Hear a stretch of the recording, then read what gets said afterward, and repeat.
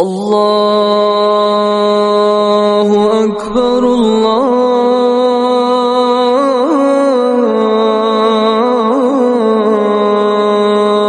Akbar. Setiap manusia tak ada yang tak luput dari kesalahan. Setiap manusia tak ada luput dari kekhilapan. Setiap manusia tak ada luput dari dosa. Jadi kalau ada manusia menganggap dirinya tak punya salah, tak punya kekhilapan, tak punya dosa, pada hakikatnya dia bukan manusia lagi tapi malaikat.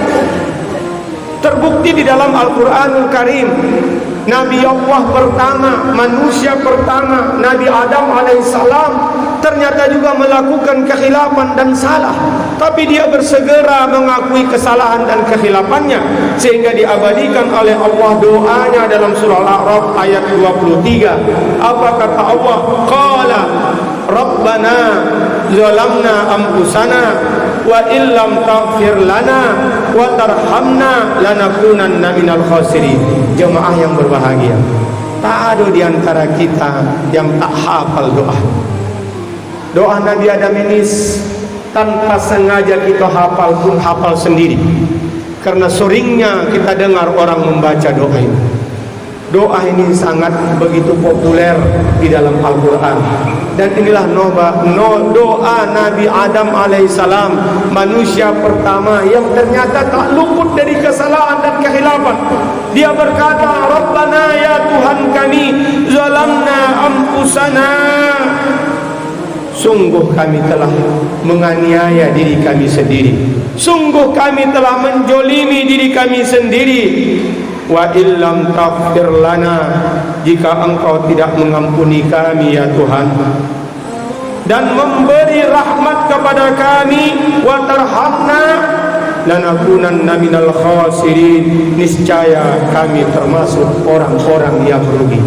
Jadi jemaah yang berbahagia, kemuliaan kita, kebaikan kita, kebenaran kita apabila Allah mengampuni dosa kita saat kita minta ampun. Allah memberikan rahmat dan kasih sayangnya kepada kita ketika kita sadar dari kesalahan dan dosa kita.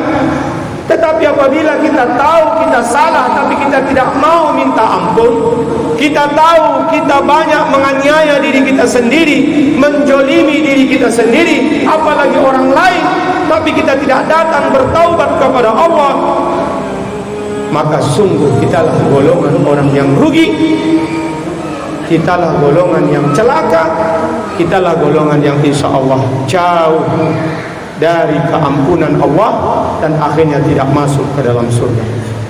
Begitu juga jemaah yang berbahagia terakhir, bagaimana Allah abadikan dalam Al-Quran Nabi Yunus juga seorang nabi tak luput dari berbuat salah dan kekhilafan, tak luput dari berbuat kesalahan dan dosa, dan Allah abadikan zikirnya di saat dia mendapatkan iqab, hukuman dari Allah atas kekhilafan, kesalahan dan dosanya. Dan kita juga semua hafal zikir ini, la ilaha illa anta subhanaka inni kuntu minaz zalimin. Nabi Yunus mengucapkan kalimat tauhid yang agung di hadapan Allah. La ilaha illa anta, tak ada ilah kecuali engkau, subhanaka, maha suci engkau, inni, aku ini, kata Yunus, kuntu minaz zalimin, termasuk orang-orang yang zalim. Jadi jemaah yang berbahagia, pantas dua doa ini kita perbanyak bacaan di dalam bulan-bulan suci ini. Jangan mengaku paling soleh, jangan mengaku paling baik, jangan mengaku paling benar, jangan mengaku paling sunnah. Kita semua punya kesalahan, punya kekhilafan, punya dosa.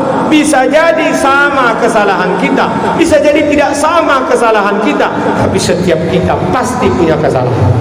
Maka bulan-bulan suci, bulan Muharram ini, Dzulqa'dah, Dzulhijjah, marilah kita perbanyak amalan-amalan soleh untuk memperbaiki kesalahan dan kekhilafan kita, dan yakinlah Allah akan melipat gandakan pahalanya.